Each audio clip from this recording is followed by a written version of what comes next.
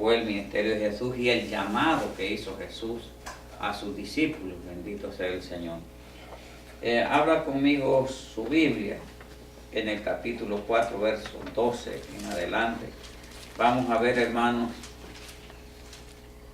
Jesús llega a Capernaum, allí, ¿verdad? En Capernaum, una ciudad bastante grande, mencionada en la Biblia, esa ciudad de Capernaum, bendito Dios. Dice la palabra del Señor,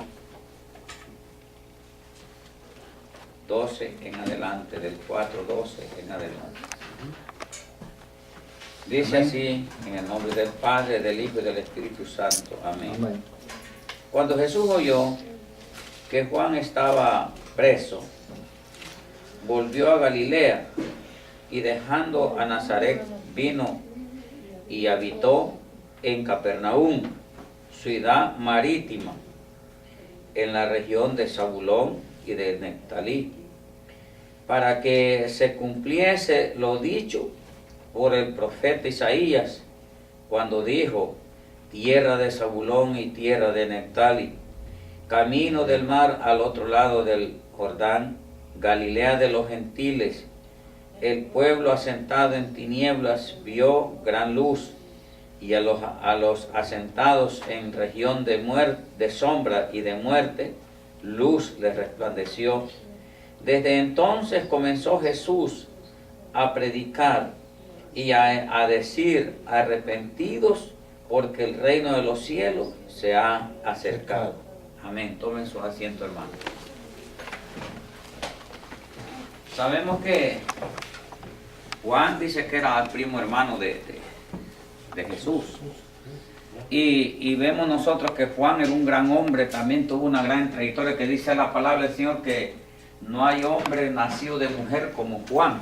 El alcance que tuvo Juan, la sabiduría, la bendición que tuvo Juan, porque dice que ni comía comida como nosotros, chuletas y carne no comía, sino que eran langostas, dice, y miel silvestre, ¿verdad? Y era un hombre que pasaba en el desierto vestido con un cinto de cuero, ¿verdad? Eso, hermanos, a Juan lo tenían más que profeta, era un profeta, ¿verdad? De Dios. Era el precursor del Evangelio, el precursor abriendo el camino para que Jesús, cuando viniera Jesús, tuviera gente que ya le conocieran a Jesús, porque Juan daba testimonio de Jesús, bendito Dios. Y dice la palabra del Señor que cuando Jesús oyó que Juan estaba en la cárcel, fíjese cómo son las cosas, hermano. No se pudieron levantar los dos un tiempo, el uno por un lado, el otro por el otro, ¿verdad? Sino que Juan tuvo que estar preso. Cuando Juan está preso, Jesús sabía que ya Juan iba a morir allí. Porque Juan, hermanos, la muchacha aquella, ¿verdad?, le pidió la cabeza al rey y se la dieron en un plato, porque eso fue lo que le dijo la mamá que pidiera. Entonces vemos nosotros que cuando Jesús mira estas cosas, dice, hermanos, que empieza el ministerio Jesús. Y cuando Jesús empieza el ministerio, ya Jesús estaba preparándose de antemano para cuando Juan, hermanos, falleciera o fuera muerto, ya Jesús estaba levantando el ministerio. Así es que el ministerio de Jesús, aunque parezca que ya lo acabaron, ¿verdad? Porque a Juan, cuando dieron muerte a Juan, pensaron que el ministerio de ahí está hijo, ¿verdad? Acabaron el ministerio de Jesús y Juan ya no habla más del Evangelio, no habla más de aquellos hermanos de la adulteración, como lo dijo, ¿verdad? Ya no habla más del arrepentimiento, ya el Evangelio parece que se apagó.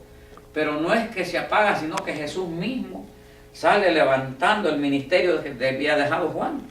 El ministerio de Juan, Jesús lo levanta y dice, hermano, que desde entonces comenzó Jesús a predicar y a decir: arrepentidos, porque el reino de los cielos se ha acercado. Y cuando dice se ha acercado el reino de los cielos, claro que era Jesús el reino de los cielos, porque es el mismo Dios. Entonces ahí vemos nosotros el reino de los cielos reflejado, hermanos, al mundo. Vemos nosotros el reino de los cielos reflejado al mundo. Jesús dejó su trono allá en el cielo, dejó su trono Y viene, hermanos, pues quiere decir que Él era el Rey de reyes, Señor de señores, porque Él reinaba también allá en los cielos. Entonces el reino de los cielos dice, se ha acercado a vosotros. Ese es el ministerio de Jesús, cuando empieza el ministerio de Jesús. Pero cuando empieza el ministerio de Jesús, hermano, dice que llegó a donde Juan, al Bautista. Eso fue todavía en la preparación de Jesús. Por eso vemos, Dios bendiga a los candidatos que van a tener bautismo, ¿verdad? Porque ese es el toque final que hace Jesús. Ir donde Juan a ser bautizado por Juan. Juan no quería, yo dije que Juan se oponía y le decía, no pues yo necesito ser bautizado por ti y tú vienes a mí, ¿cómo es eso? Juan sabía que Jesús era el Mesías. Dice que entonces el diablo dice que tocó hermanos a Jesús, lo tentó después que fue bautizado. Mire, todo aquel que se bautiza, todo aquel que pasa las aguas, que le pega la última pescozada al diablo, porque ese es pegarle una gran bofetada al diablo. Ya cuando uno se bautiza, ya el diablo sabe que uno selló su pasaporte para ir al cielo, ¿verdad? Ya está sellado. Ese es el último sello que tiene el cristiano para poder tener la vida eterna. La Biblia dice que el que persevere hasta el fin, sea bautizado y persevere hasta el fin, este será salvo. Entonces, ese es la última firma que tiene que hacer el cristiano, bautizarse. El que creyere y fuere bautizado y persevere hasta el fin, este será salvo, dice Marcos 16, 15 y 16. Entonces, hermano, y luego dice, y el que no, ya es condenado, ¿verdad? Entonces, ahí el diablo sabe, hermanos, cuando nosotros ponemos esa firma ahí, ¿verdad? Y ya el diablo ya pues no tiene tanto acceso. Ahora bien, que va a estorbar más, sí, va a estorbar más, ¿verdad? Va a estorbar más. Porque aún Jesús, cuando después que fue bautizado, fue tentado por el diablo. Fue tentado por el diablo. Pero Jesús dice que había estado orando. ¿Cuánto había orado Jesús? 40 días y 40 noches. Esa es la preparación del creyente. Después que se bautiza, no crean que ya se bautizó y ya uno ya está listo, está ready. No, hay que seguir orando, seguir clamando, seguir ayunando, hermano, ¿verdad? Para que el diablo no pueda llegar a nosotros. Y si llega, pues no va a hallar entrada, porque el diablo se equivocó y Jesús es el tipo de la iglesia, hermano. Jesús tipifica la iglesia. Dice que fue tentado por el diablo. Le dije, mire, el diablo sabe Biblia. Y le dijo, si eres el Hijo de Dios, échate abajo. Y porque escrito está, a sus ángeles mandará acerca de ti, que en sus manos te sostengan, mire, te sostendrán para que tu pie no tropiece en piedra. Mire, allí lo tocó. Vemos nosotros, Jesús cuando viene, después de esto que tuvo así, hermano, esa tentación, viene Jesús, hermano, y empieza el ministerio de Juan, arranca con el ministerio. En el ministerio de Jesús, cuando Jesús iba a ser bautizado, ¿desde dónde vino Jesús a ser bautizado al Jordán? Mire, veamos nosotros lo que dice la palabra. Dice que vino ¿desde dónde?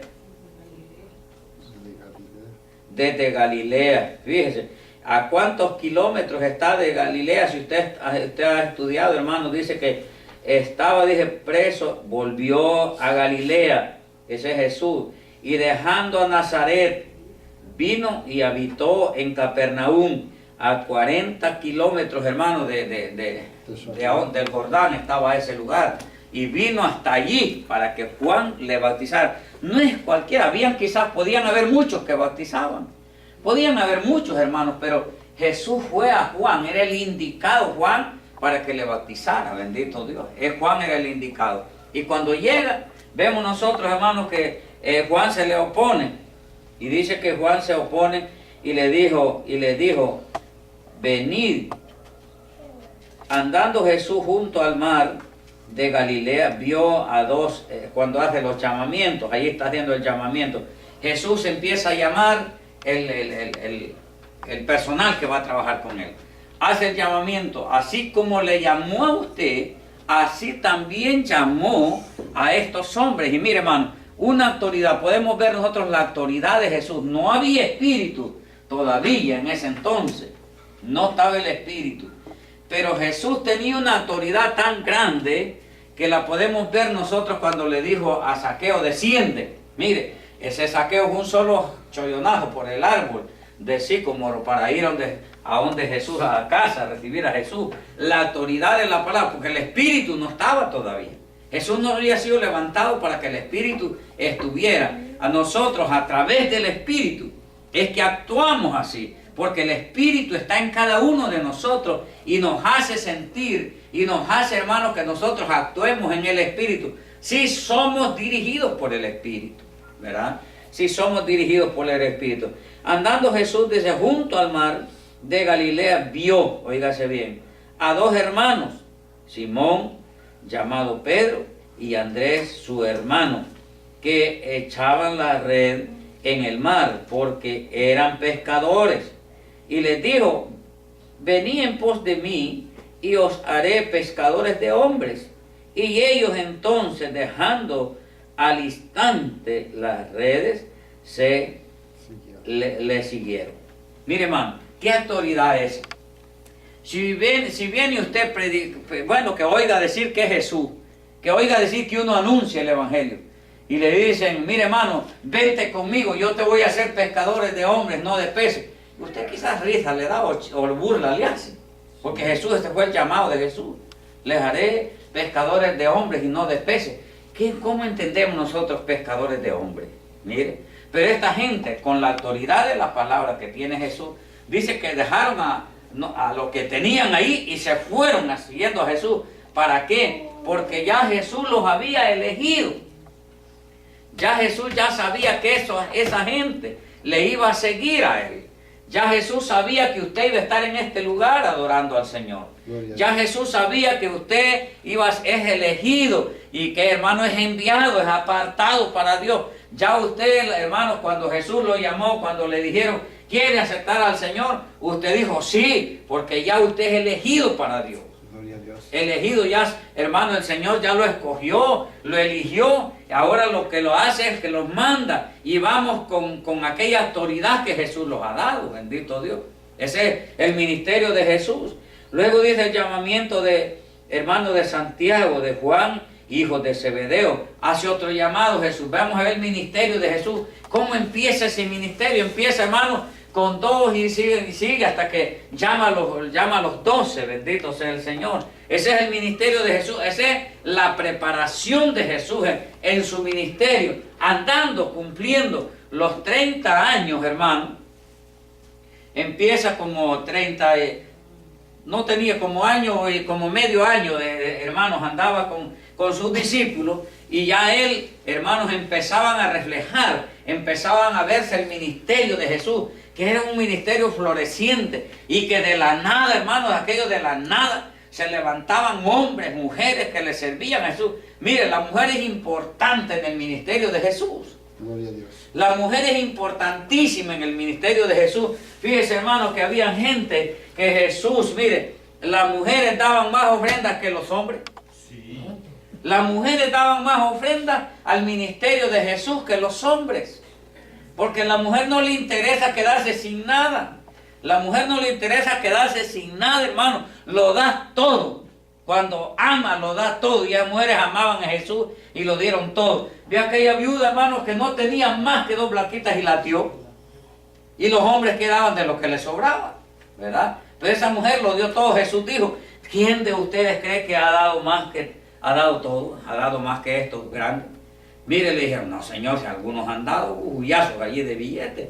Pero Jesús les dijo, no, esa viuda lo dio todito, porque dio el sustento que tenía. Imagínense, el ministerio de la mujer en el Señor, hermano, es grandioso. Es grandioso, hermano. Es grandioso el ministerio de la mujer en el Señor. Por eso vemos nosotros, hermanos, que dice, después viene Jesús haciendo el llamado.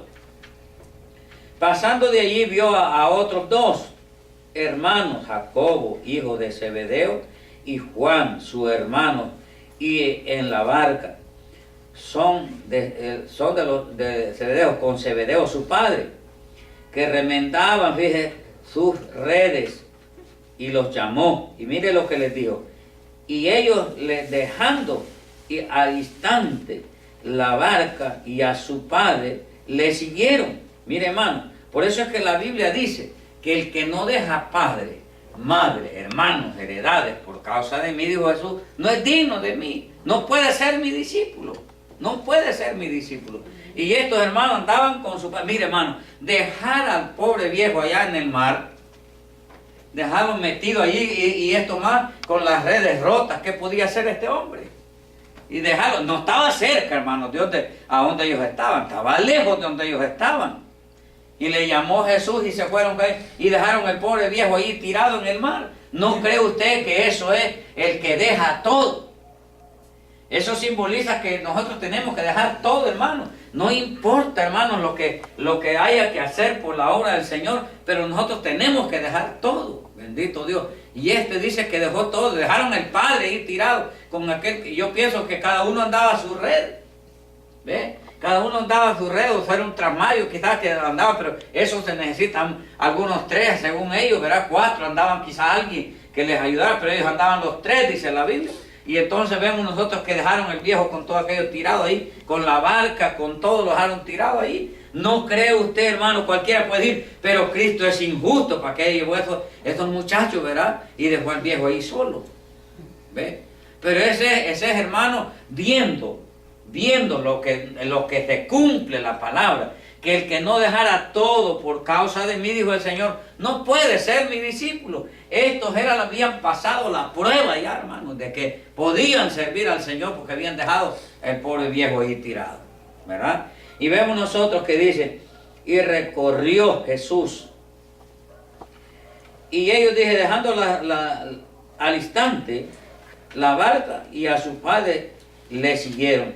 Y recorrió Jesús toda Galilea, enseñando en las sinagogas de ellos y predicando el evangelio del reino y sanando todos los enfermos y toda dolencia en el cuerpo. Y se difundió su fama. Ahí empieza Jesús en el segundo año de su predicación. Hermano, ahí empieza la fama de Jesús. Empiezan a decir, pero ese sana, ese liberta, ese echa fuera demonios, ese miren lo que hace. ¿Y quién era este? Porque algunos decían, no he oído hombre que hable como este. No he oído. Porque había un hombre que mandó unos soldados a agarrarlo y cuando se quedaron viendo la predicación, dije que se admiraron y lo dejaron y se fueron. Y mandó otros y lo mismo. Y por último le dijeron, ¿y qué es lo que tiene ese hombre que no lo pueden traer? Y ellos dijeron, es que no ha habido hombre que hable como ese. No hay. Y es verdad que como Jesús no hay, hermano. Ellos decían la verdad. Hombre como Jesús no lo hay. Es que, hermano, es cosa de admirarse que no hay sabiduría como la que tenía él. Él era Dios. Gloria a Dios. Él era Dios. Ellos habían encontrado al Rey de Reyes y Señor de Señores. Ellos lo habían encontrado. Por eso se admiraban y decían, es que no hay otro que hable como ese. No hay otro que hable como ese. Entonces vemos nosotros, hermanos, y dice, y se difundió su fama por toda Siria. Y le trajeron todos los enfermos. Mire, dolencia, curó toda dolencia. ¿Ve? Y le trajeron a todos los que tenían dolencias y los que afligidos. Quiere decir que la aflicción es enfermedad.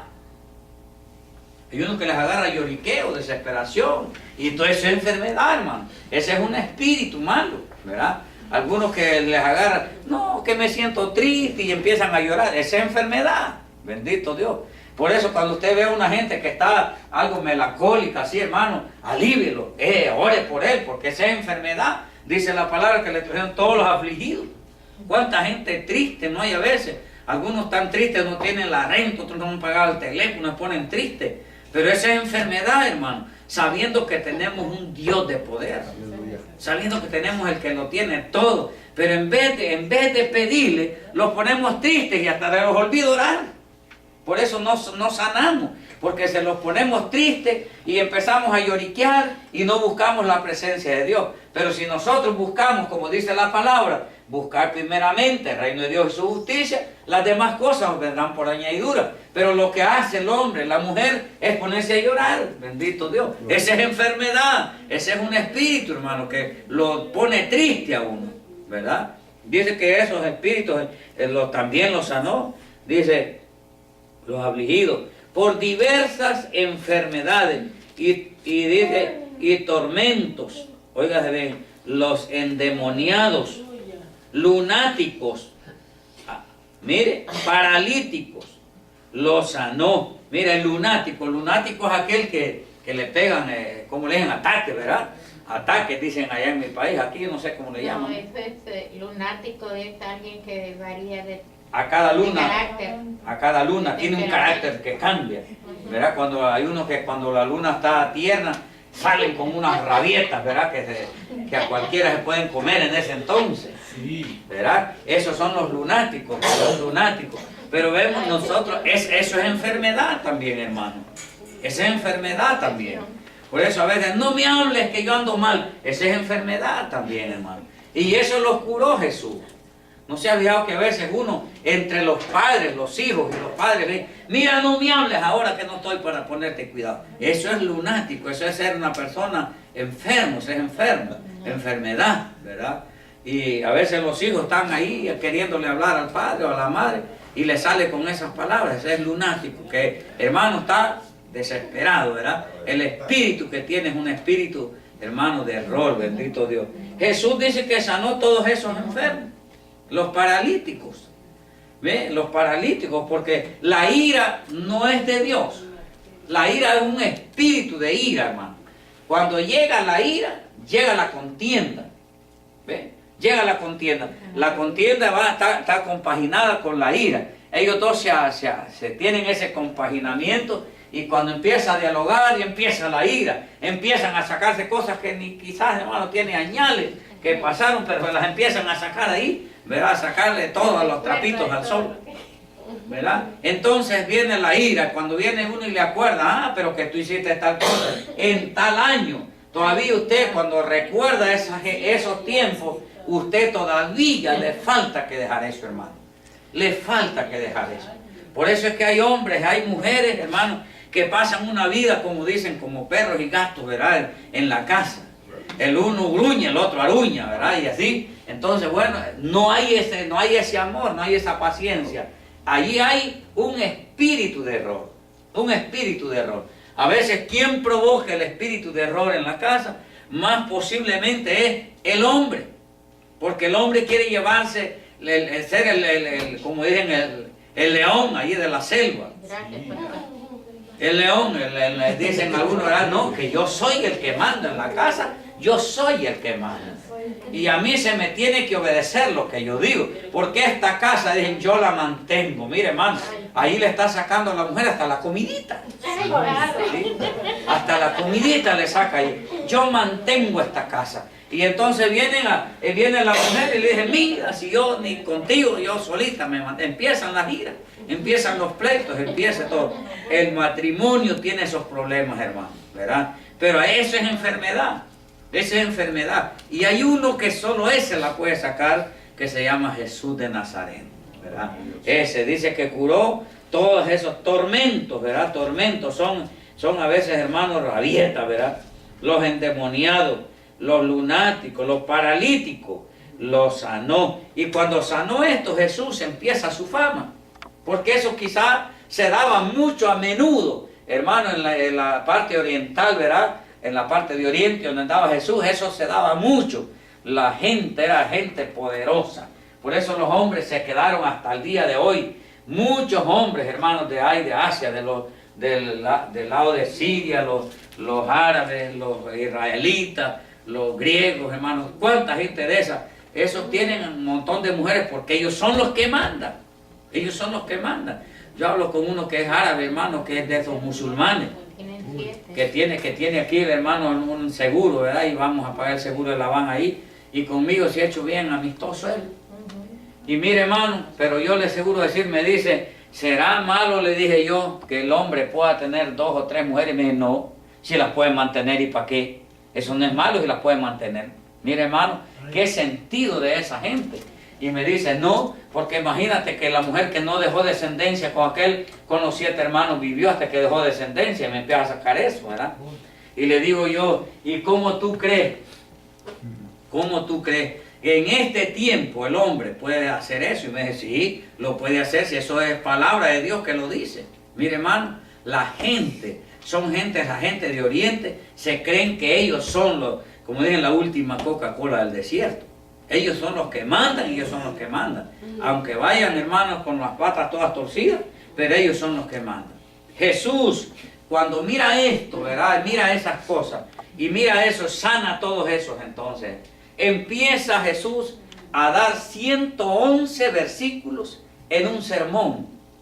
111 versículos en un sermón que abarca el capítulo 5 de Mateo, el capítulo 6 y el capítulo 7. Tiene 111 versículos.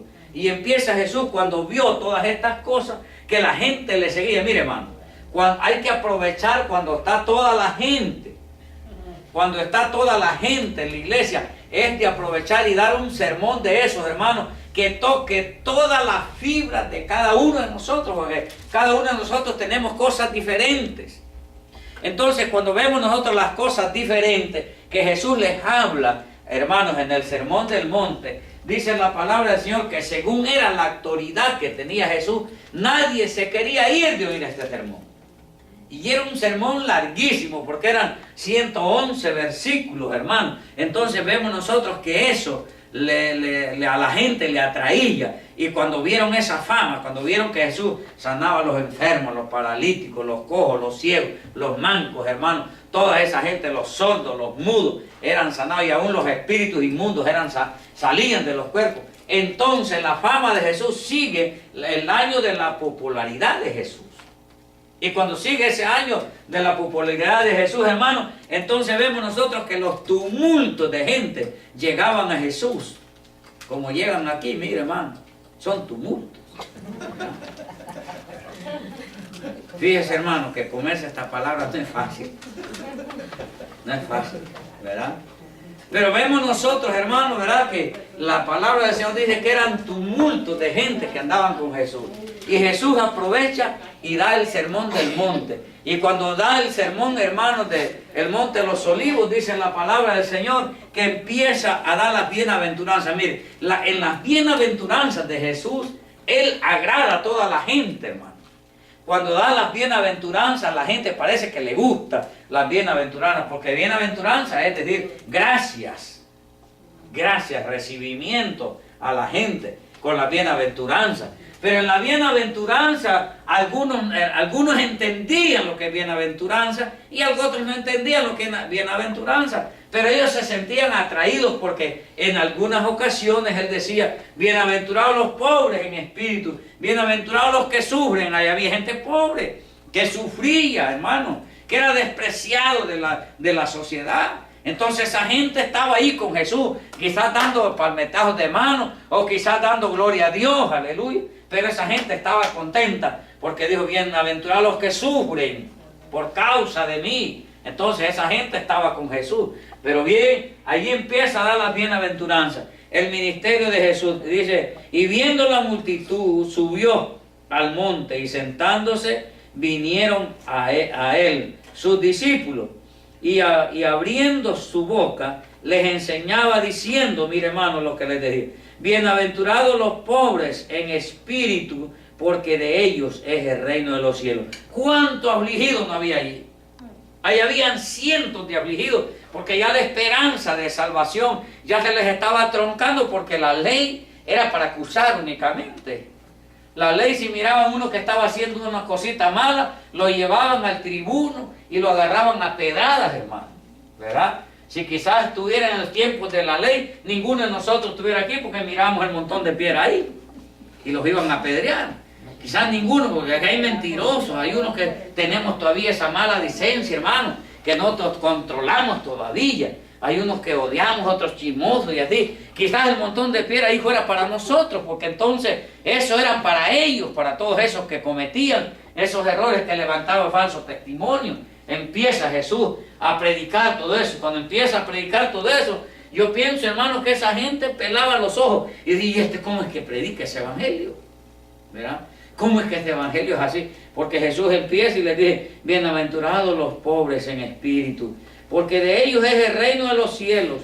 Bienaventurados los que lloran, porque ellos recibirán consolación. Mire, hermano, ¿cuántos no habían afligidos que quizás ya no tenían esperanza? Porque en la ley, hermano, la ley era, mire, un ayo, dice la Biblia. Era un ayo que el que cometía un error, si no eran los 39 azotazos, hermano, le daban un puñetazo de azotazo, hermano. ¿Verdad? La ley, así era ojo por ojo y diente por diente. El que le quitaban una mano, le tenían que quitar la mano. ¿Ves?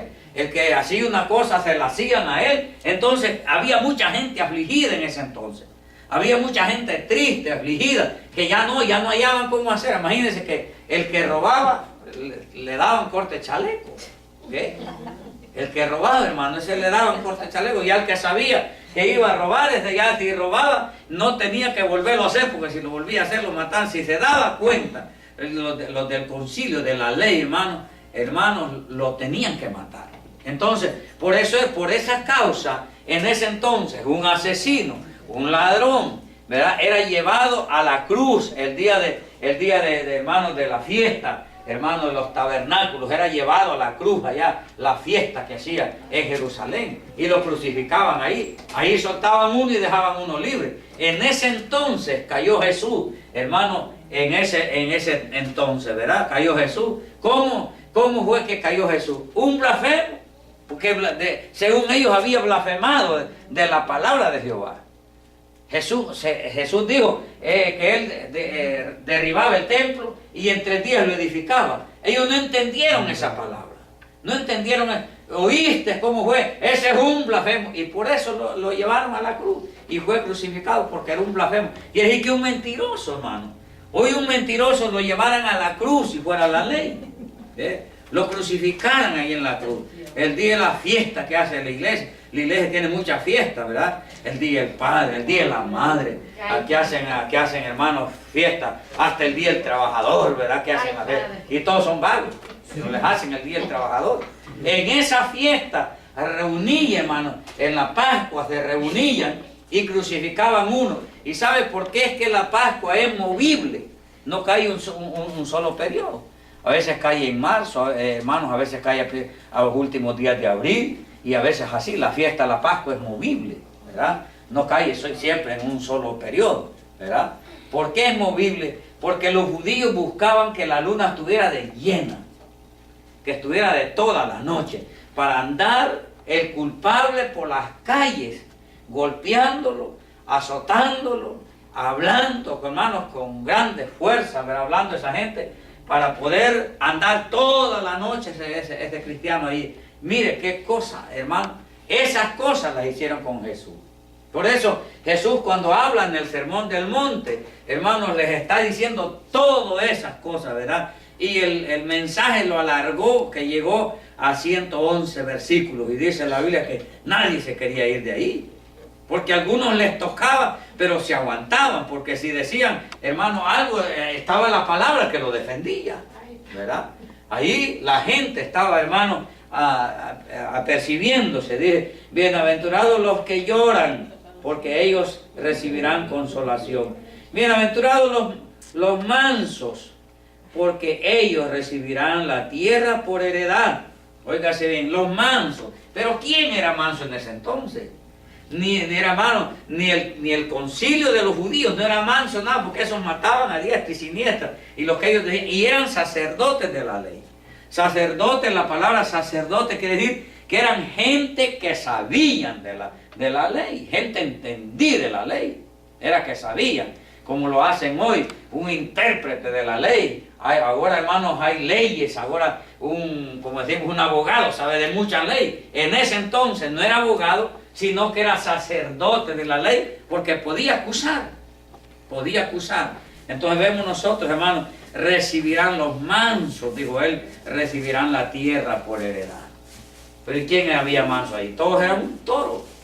Ahí todos se defendían a capa y espada como mujer. Por eso Jesús da en la bienaventuranza, da todo eso. Y el sermón se alarga, dice la palabra del Señor. Bienaventurados los que tienen hambre y sed de justicia, porque ellos serán saciados, hambre y sed de justicia. Mire, ahí proclamó Jesús en ese sermón la justicia, porque la ley, hermano, la ley no era justa. La ley no es de justicia. La ley era únicamente para acusar, pero de justicia no había. Es como hoy hay gente que está pagando en las cárceles, añales en las cárceles. ¿Por qué? Y tal vez no han hecho nada. No han hecho nada. Por eso la ley, hermano, Dios dice, hermanos, que la ley es injusta. La ley de los hombres es injusta. La única ley que Dios ha dejado justa es la ley del pueblo de Dios, que es la iglesia. Ese es donde practica la justicia de Dios, bendito sea el Señor. Luego dice la palabra, bienaventurados los misericordiosos, porque ellos alcanzarán misericordia. ¿Cuáles son los misericordiosos? Los que aceptaron al Señor, los que siguieron al Señor, los que van en la doctrina del Señor. Esos son los que tienen misericordia, sirven al prójimo, ven las necesidades, miran, hermanos, lo que está pasando el hermano, el dolor de otro. Hermano, ese es misericordia, tiene misericordia. Llevan un hermano enfermo al hospital, allá va mirando usted al hospital, ese es misericordia. Allá le llevan que sea un dulcito, pero le llevan al hospital, ese es misericordia. Y dice la palabra de Dios, bienaventurados los misericordiosos, porque ellos alcanzarán misericordia. Ellos alcanzarán misericordia. ¿Cuál misericordia? La que los alcanzó a nosotros. El Evangelio de Cristo, ese llegó a nosotros de pura misericordia. Llegó a nosotros, a nuestra vida. No éramos dignos nosotros de que ese Evangelio, hermano, fuera para nosotros. No éramos dignos. Pero dice la palabra del Señor, bienaventurados los de limpio corazón, porque ellos verán a Dios. ¿Qué dice el libro de los Hebreos 12:14?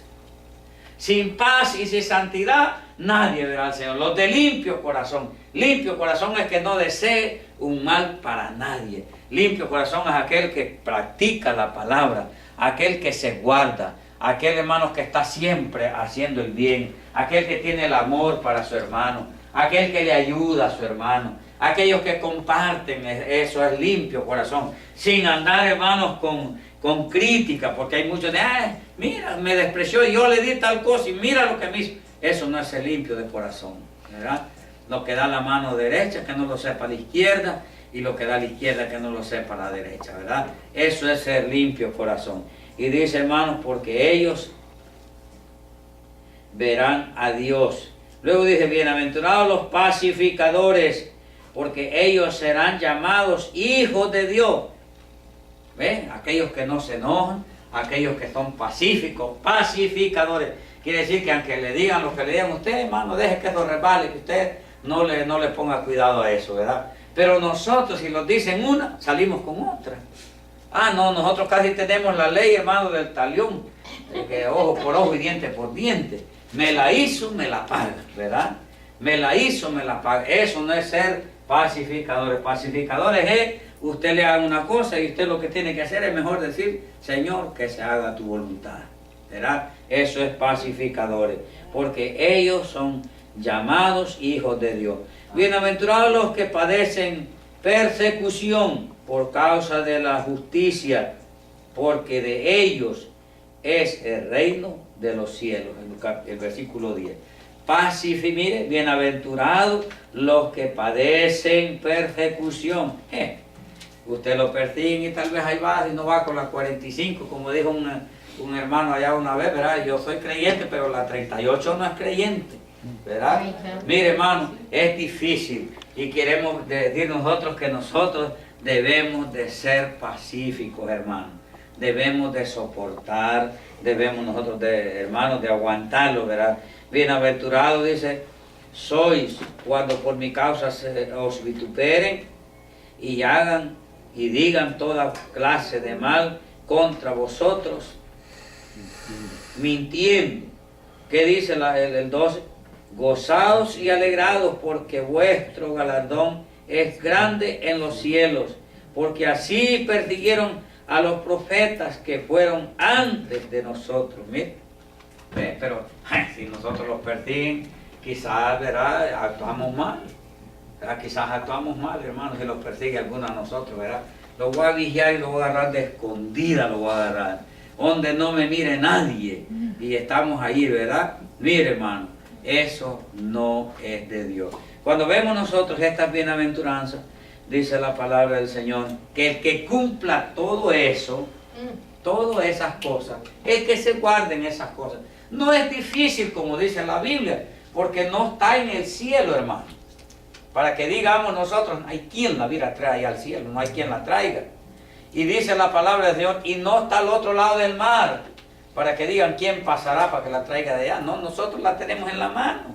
La palabra del Señor la tenemos nosotros en la mano y podemos hacer de ella, hermano, y nosotros amoldarlos a la palabra. ¿Por qué dijo Jesús, hermanos, en ese sermón? Vosotros sois la sal de la tierra, mire. Pero ¿qué sal tiene usted si somos así en esos caracteres? ¿Verdad? No somos sal nada, hermano. Lo que somos es chile, quizás, ¿verdad? Porque el chile pica por todos lados, que lo tope. Entonces, pero Dios dice que somos la sal de la tierra. Y la sal dice que no debe de perder su sabor. Pero que si pierde su sabor, ¿con qué va a ser salada? No sirve para nada. La echarán afuera, bendito Dios. Entonces nosotros, hermanos, tenemos que guardarlos en el Señor. Nosotros tenemos que seguir las instrucciones que nos da la palabra del Señor. Cuesta, yo le digo que sí es difícil, porque en este mundo, hermanos, es difícil. Es difícil.